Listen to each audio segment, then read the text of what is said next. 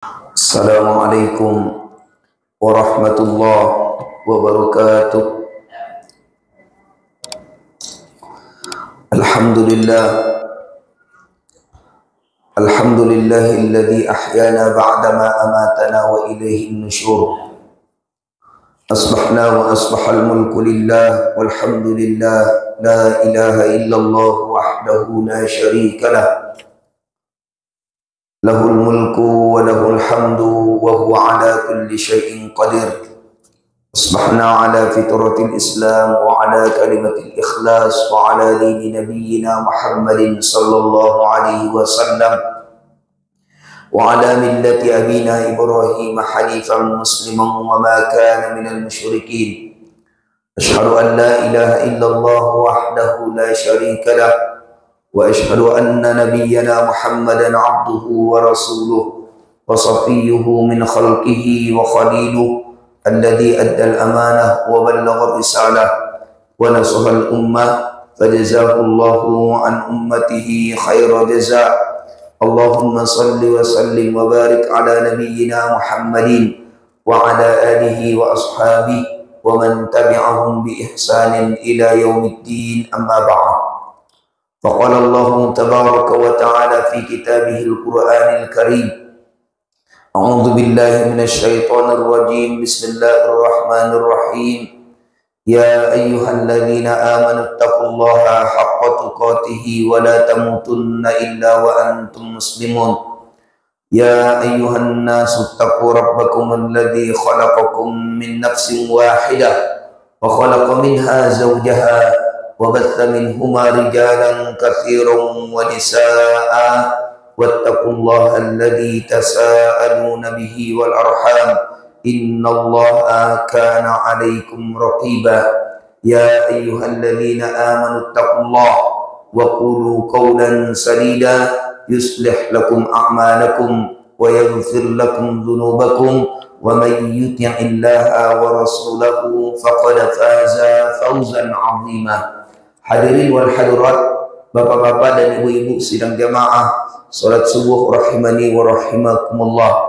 Tak bosan-bosan kita terus menerus memuji Allah tabaraka wa taala dengan ucapan alhamdulillahilladzi hamdan katsiran thayyiban mubarakan fih. Allah masih tetap mencurahkan kepada kita nikmatnya yang begitu banyak sehingga di sebuah hari ini masih bisa kita dipertemukan oleh Allah dengan satu tujuan, yaitu mencari perbekalan kita yang akan kita bawa nanti pada hari kiamat. Semoga dengan bekal-bekal kita ini membawa kita kepada kebahagiaan dunia sampai akhirat nanti. Amin ya rabbal alamin. Salawat dan salam semoga senantiasa Allah sampaikan kepada Nabi kita Muhammad sallallahu alaihi wasallam dengan ucapan Allahumma salli wa sallim wa barik ala nabiyyina Muhammad wa ala ali Muhammad. Ya Allah, sampaikan salawat dan salam kami kepada Nabi kami Muhammad sallallahu alaihi wasallam dan kepada keluarga dan para sahabat Nabi kami Muhammad sallallahu alaihi wasallam. Ahibati fillah, bapak-bapak dan ibu-ibu sidang jamaah salat subuh rahimani wa rahimakumullah. Pada pertemuan kita di sebuah hari yang berbahagia ini, kita akan mencoba membacakan beberapa hadis-hadis Nabi kita Muhammad sallallahu alaihi wasallam. Salah satunya hadis ini terdapat di dalam kitab Fathul Bari, syarah dari Sahih Al-Bukhari, dan kitab ini juga terdapat, hadis ini juga terdapat di dalam kitab Sahih Muslim. Kalau di dalam Sahih Al-Bukhari nomor hadisnya 1420. Di dalam Sahih Muslim nomor hadisnya 1795.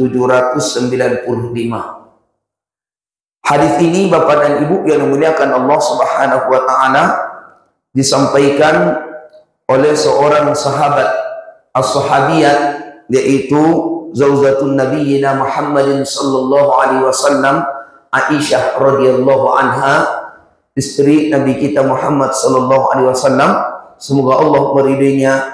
Suatu ketika Aisyah radhiyallahu anha pernah bertanya kepada Nabi kita Muhammad sallallahu alaihi wasallam, hal ata alaika yaumun kana ashadda min yaumin Uhud. Pertanyaan Aisyah kepada Nabi kita, wahai Rasulullah, pernahkah engkau mengalami hari yang lebih berat daripada perang Uhud? Pernahkah engkau mengalami hari yang lebih berat daripada perang Uhud?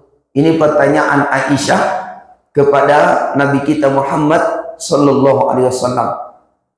Lalu dijawab oleh Nabi kita Muhammad sallallahu alaihi wasallam, qala laqad laqitu min qaumiki ma laqitu wa kana ashadda ma laqitu minhum yaumal aqabah.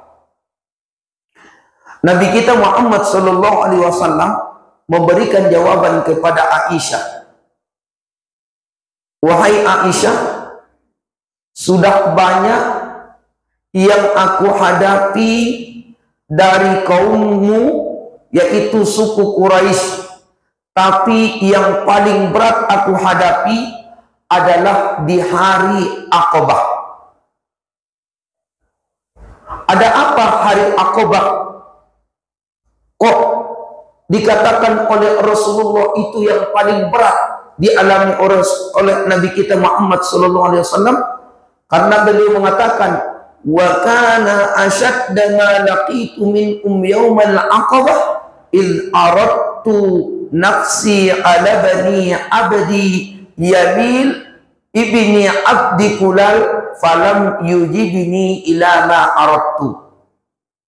Saat itu, wahai Aisyah, aku pernah mencoba menawarkan dakwahku kepada ibnu abdi Yamil ibnu abdi kulal. Ini namanya, nama laki-laki itu yaitu Abdi Yamil ibnu abdi kulal. Di saat kutawarkan dakwah kepada beliau, falam yujibni ila ma aradtu, tetapi beliau enggan menerima dakwahku sampai aku pulang waktu itu dalam kondisi hati yang sedih dan berduka. Aku pulang, saya tidak berhasil, kata Rasulullah. Kemudian sampai akhirnya ketika aku pulang, falam astafiku illa wa ana bi qarni tha'alib farfa'tu ra'si fa idza ana bi sa'abatin qad adallatni fa nadhartu fa idza fi Jibril. Sampai akhirnya aku tiba di satu tempat. Tempat itu, kata Rasulullah, namanya Qarnus Tha'alib. Aku menengadahkan kepalaku ke langit. Tiba-tiba aku melihat ada awan yang tebal menyelimuti langit, kata Rasulullah. Ketika aku tatap lebih selisih, ternyata di sana, yaitu di langit, ada malaikat Jibril. Ada malaikat Jibril, kata Rasulullah sallallahu alaihi wasallam. Fanadani, lalu malaikat Jibril memanggilku. Faqala, lalu malaikat Jibril berkata, innallaha qad sami'a qawla qaumika laka wa ma raddu alaika wa qad ba'atha ilaika malakal jibal litakmuraku bima syi'ta fihim.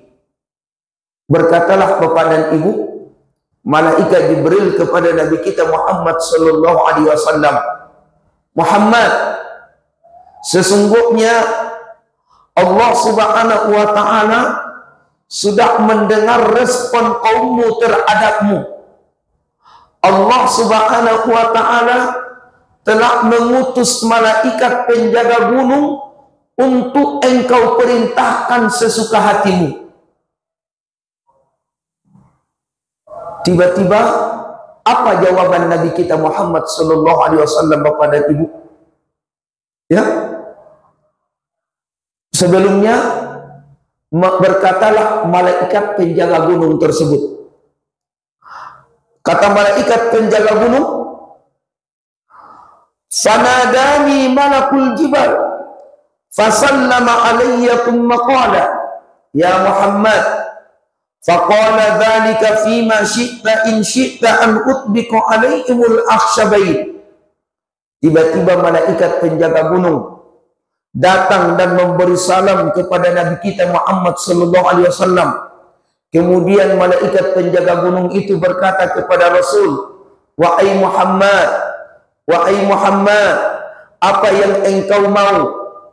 Ya, kalau engkau mau wahai Muhammad, aku bisa timpakan kepada mereka dua gunung tersebut gara-gara mereka tidak mau mengikuti dakwahmu. Mau enggak kamu wahai Muhammad, aku timpakan gunung ini kepada mereka supaya mereka segera mati?" Kata malaikat penjaga gunung kepada Nabi kita Muhammad sallallahu alaihi wasallam.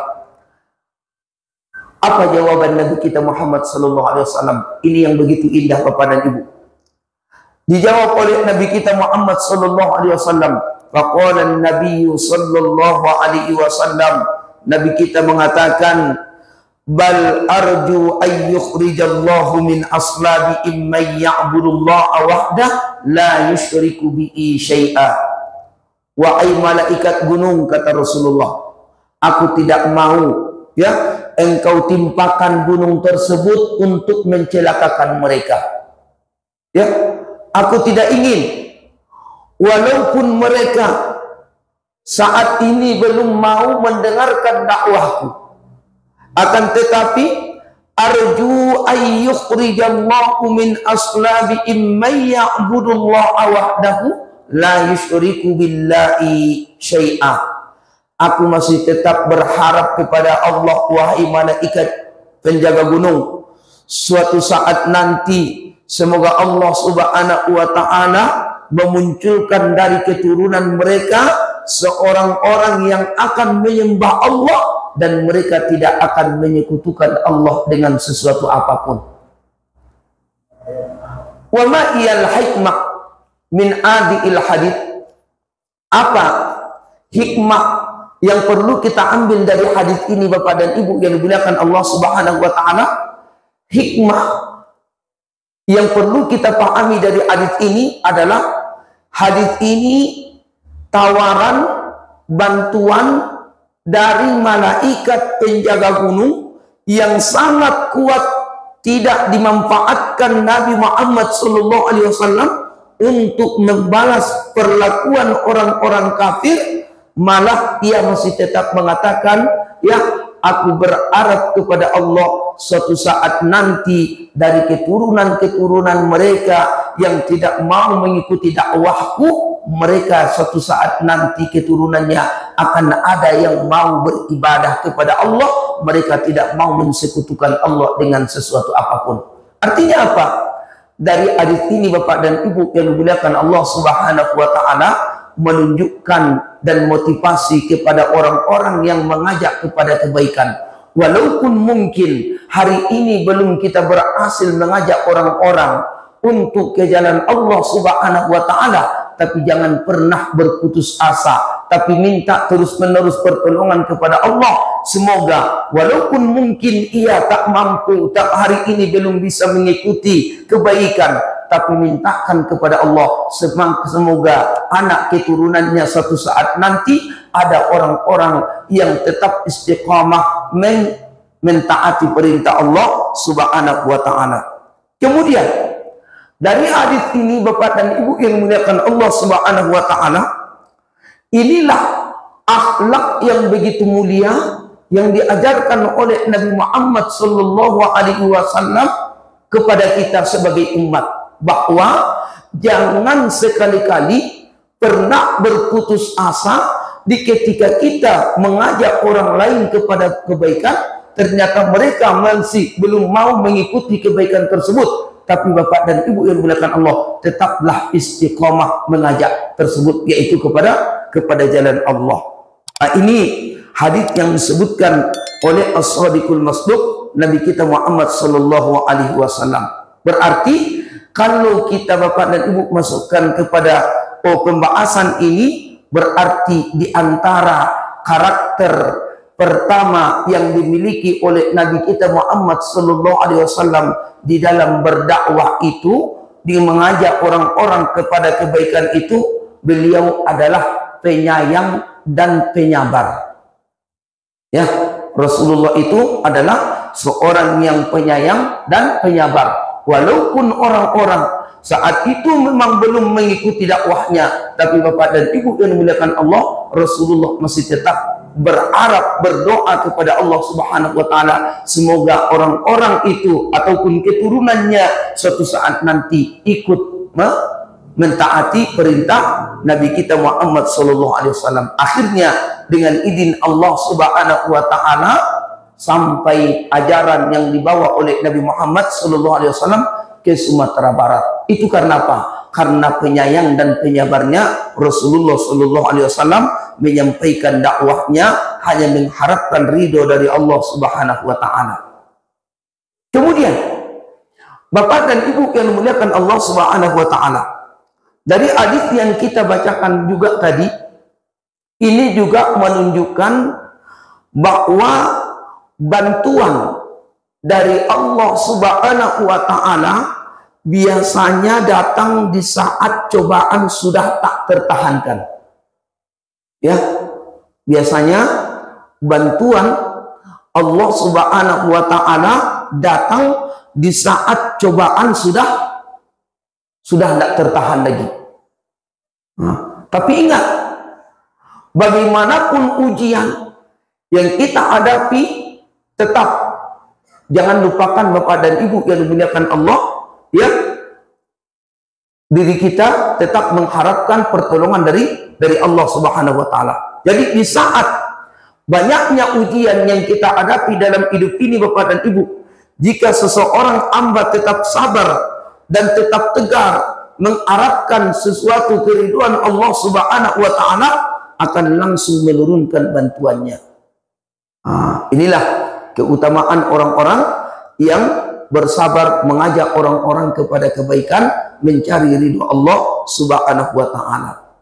Ayyuhal muslimun, Bapak dan Ibu, hadirin wal hadirat yang dimuliakan Allah Subhanahu wa taala. Kemudian karakter yang kedua yang dimiliki oleh Nabi kita Muhammad sallallahu alaihi wasallam ketika mengajak orang-orang ke jalan Allah, selain daripada penyayang dan penyabar, apa karakter yang dimiliki oleh Nabi? Yang kedua adalah beliau selalu tegar dan pantang menyerah. Ya, beliau yaitu Nabi kita Muhammad sallallahu alaihi wasallam selalu tegar dan pantang menyerah. Apapun cobaan, apapun tantangan, nyawa sekalipun melayang, Rasulullah korbankan. Pernah Bapak dan Ibu yang dimuliakan Allah Subhanahu wa taala, ketika Nabi kita Muhammad sallallahu alaihi wasallam selesai sholat, ya, ia mengangkat tangannya dan berdoa kepada Allah Subhanahu wa taala. Apa doa yang beliau mintakan kepada Allah? Rasulullah sallallahu alaihi wasallam berdoa, Allahumma alaika bi Quraisyin salasa marratin. Nabi kita membaca doa ini sebanyak 3 kali.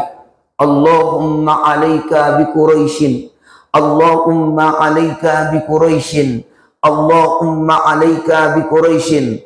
Thumma samma, setelah Rasulullah membaca Allahumma alaika bi Quraisyin, kemudian disebutkan Allah nama-nama orangnya. Siapa nama orang-orang yang didoakan oleh Rasulullah itu? Allahumma alaika bi Amri bin Hisham wa Utbah bin Rabi'ah wa Syaibah bin Rabi'ah wal Walid bin Utbah wa Umayyah bin Khalaf wa Uqbah bin Abi Mu'ayyid wa Ammar bin Walid. Ini nama-nama orang-orang yang didoakan oleh Rasulullah sallallahu alaihi wasallam dari orang Quraisy. Apa artinya? Allahumma 'alaika bi Quraisyin. Ya Allah, hukumlah orang-orang Quraisy ini.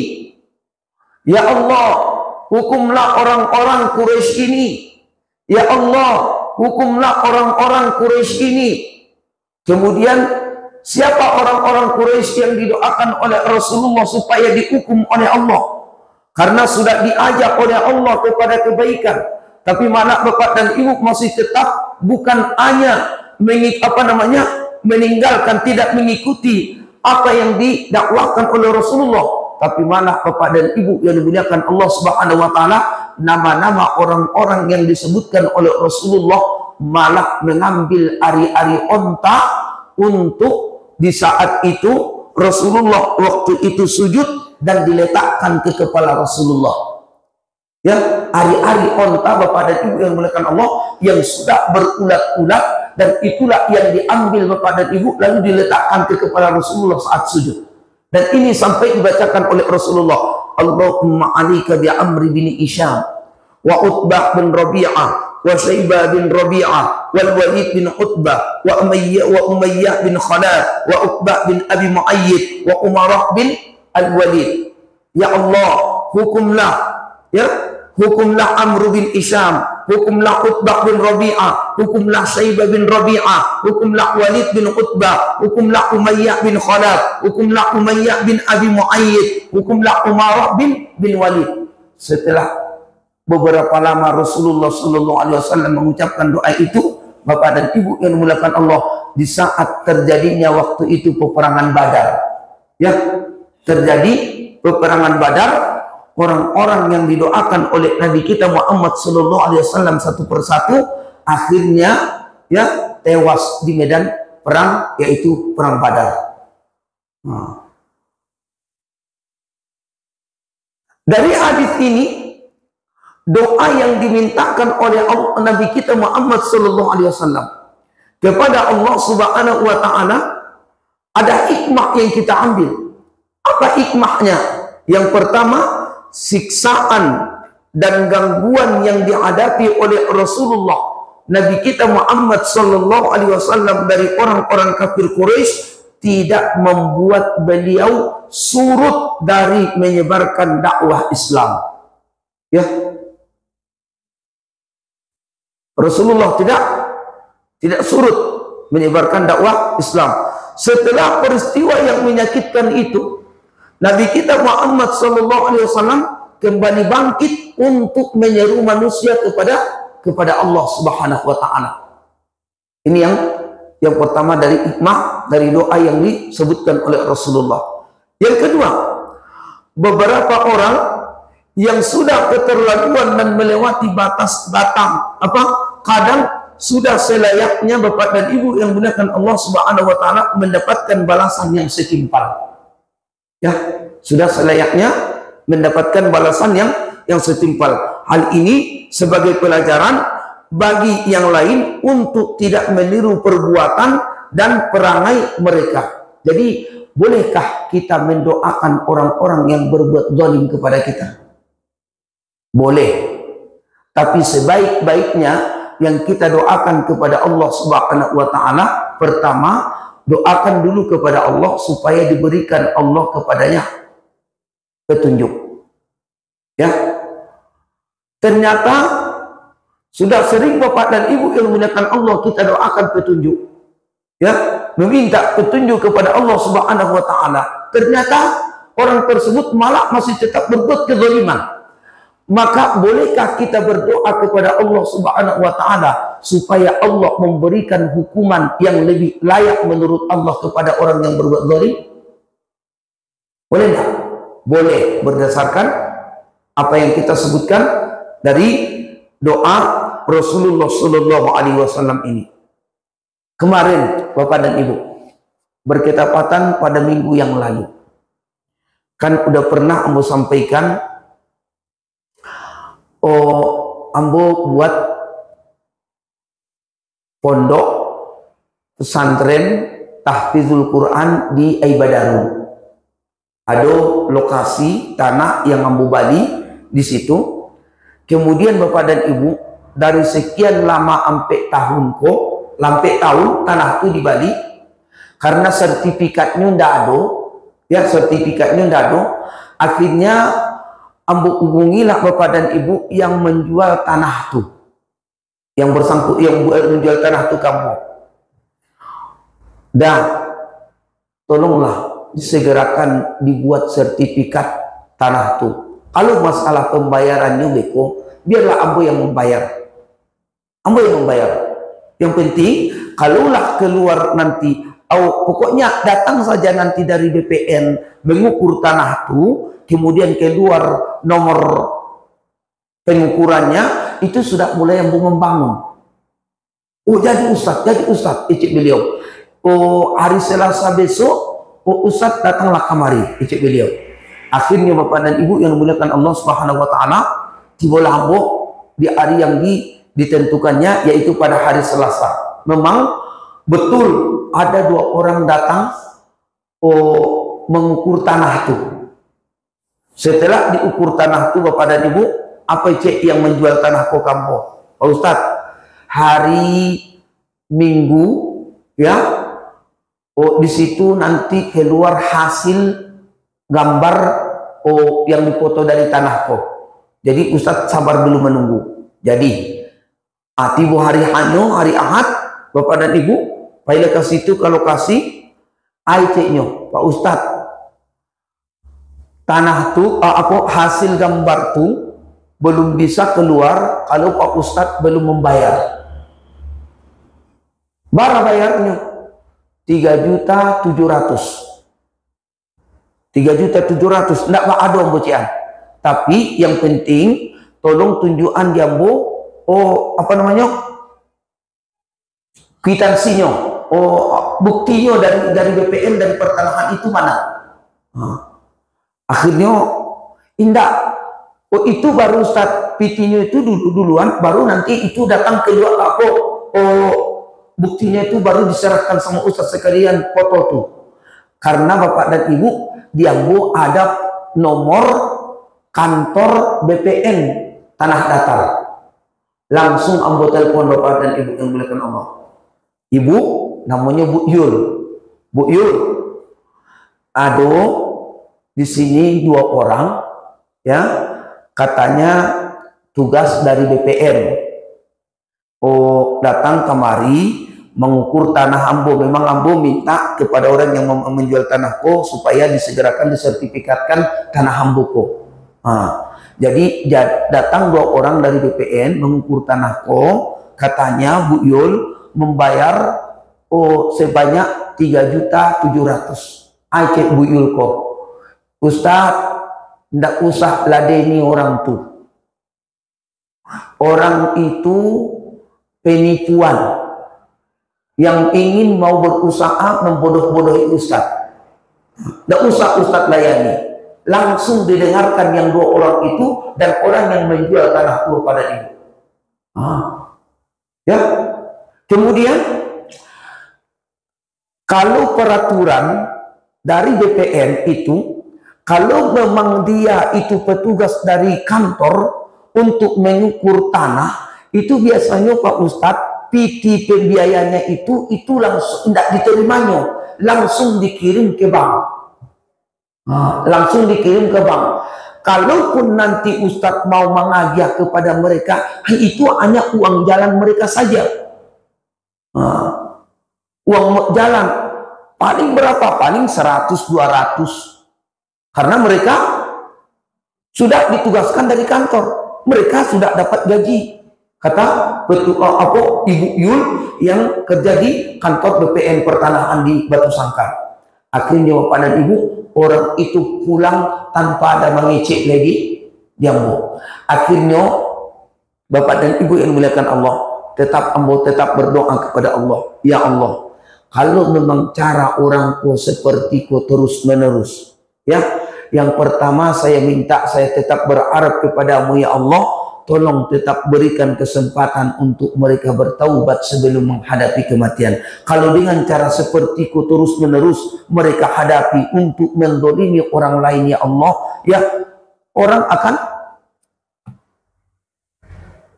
merasakan akibatnya.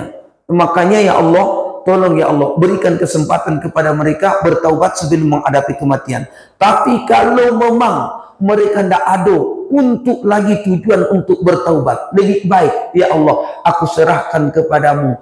Apa kira-kira ya Allah yang lebih layak engkau berikan hukuman untuk mereka? Akhirnya Bapak dan Ibu yang dimuliakan Allah Subhanahu wa taala, tanpa waktu yang lama dari doa itu, ya, dari kejadian itu, Oto yang menjual tanah Hambotu, yang menjual tanah Kambotu, Otonya Bapak dan Ibu yang dimuliakan Allah disita oleh orang-orang, rupanya hutangnya banyak kepada orang lain. Otonya disita. Dapat berapa waktunya Bapak dan Ibu? Hanya sekitar seminggu dari apa yang Ibu mintakan kepada Allah. Jadi dari ini menjadi pelajaran buat kita, tidak menjadi masalah Bapak dan Ibu yang memuliakan Allah Subhanahu wa taala. Di saat kita berbuat kebaikan kepada orang lain, ternyata orang membalas kebaikan kita itu dengan perbuatan zalim, maka tetap jangan langsung berdoa kepada Allah supaya beliau diadab oleh Allah. Jangan. Tapi doakan kepada Allah supaya diberikan Allah kesempatan kepadanya untuk memperbaiki diri, bertaubat.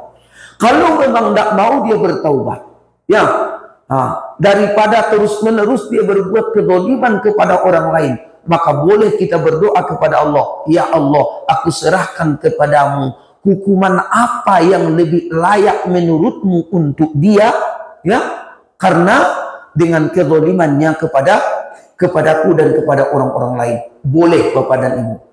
Ini juga apa yang didoakan oleh Rasulullah sallallahu alaihi wasallam, Allahumma alaika bil Quraisy, Allahumma alaika bi Quraisyin, Allahumma alaika bi Quraisyin. Rasulullah berdoa kepada orang-orang Quraisy, kemudian setelah disebutkan oleh Rasulullah orang Quraisynya, lalu disebutkan nama orangnya, siapa orang-orang yang berbuat zalim kepada Rasulullah itu. Akhirnya Bapak dan Ibu, di saat terjadinya peperangan Badar, orang-orang yang disebutkan oleh Rasulullah itu mati di dalam peperangan Badar.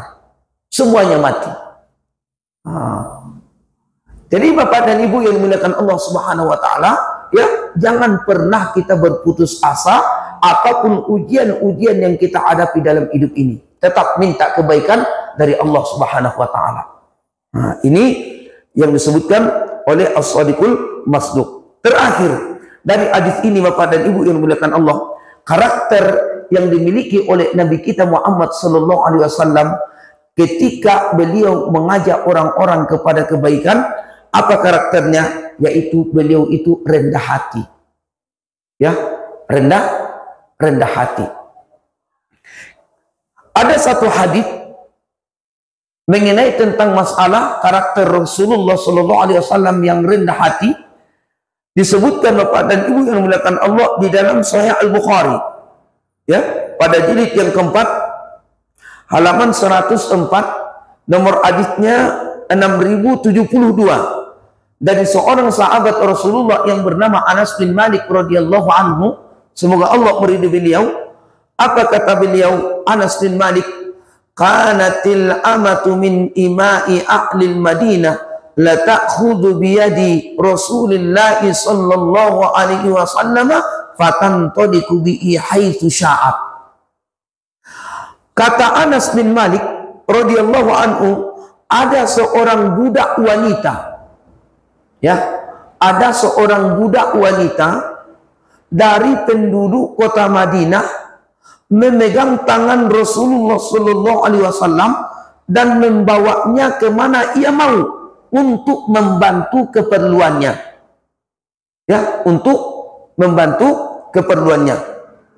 Dari hadis ini, apa yang disebutkan oleh Anas bin Malik ini Bapak dan Ibu yang dimuliakan Allah Subhanahu wa taala, ini menunjukkan tentang kerendahan hati Nabi kita Muhammad sallallahu alaihi wasallam membuatnya bersedia diajak oleh seorang budak wanita, ya, kemanapun ia mau untuk menunaikan kebutuhannya, ya, untuk menunaikan kebutuhannya.